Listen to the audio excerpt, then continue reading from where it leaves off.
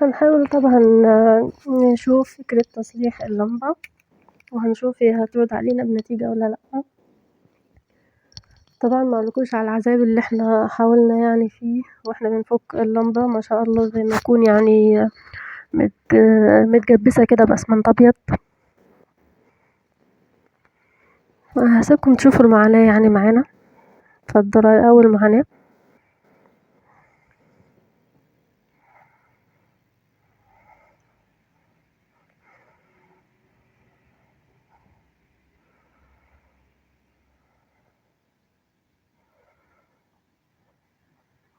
وانتوا بتتفرجوا كده على الفيديو يا ريت لايك واشتراك في القناة،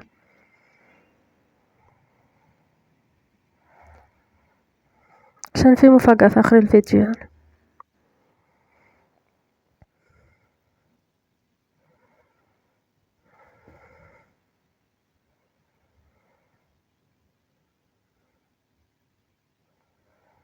هنا أخيرا عرفنا ازاي نفكها.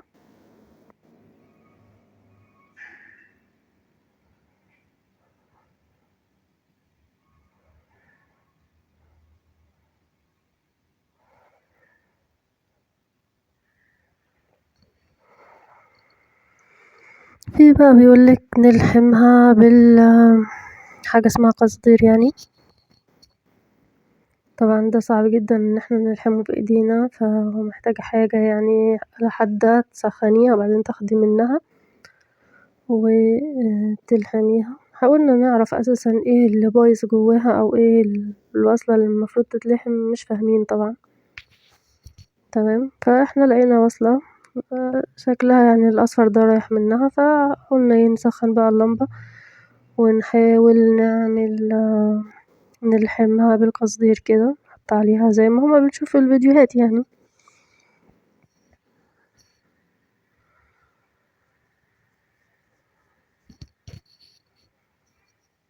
لسه شوية استنوا معايا.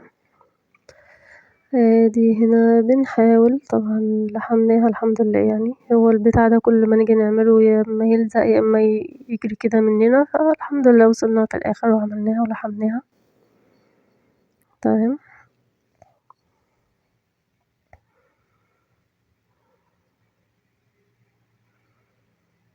هي بتروح عاملة كورة كده وما ترضاش تلحم، فحاولنا معاها لغاية لما لحمت. تعال بقى نجربها في الفيشة ونحطها. طبعا احنا مرضناش نحط اللي هي الغطا بتاعها دوت، قلنا لما نشوف كده لو نورت ادينا هنعرف. تمام،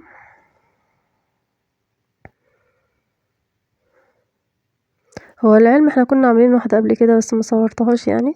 هي قادت هو بس يعني 5 دقايق وبعدين طفت تاني، فدي ما قادتش بقى خالص اهي ما شاء الله يعني. بنصحكم طبعا ان انتم ما تصلحوهاش لانها مش هتشتغل معاكم زي ما اشتغلتش معانا. والسلام عليكم ورحمة الله وبركاته.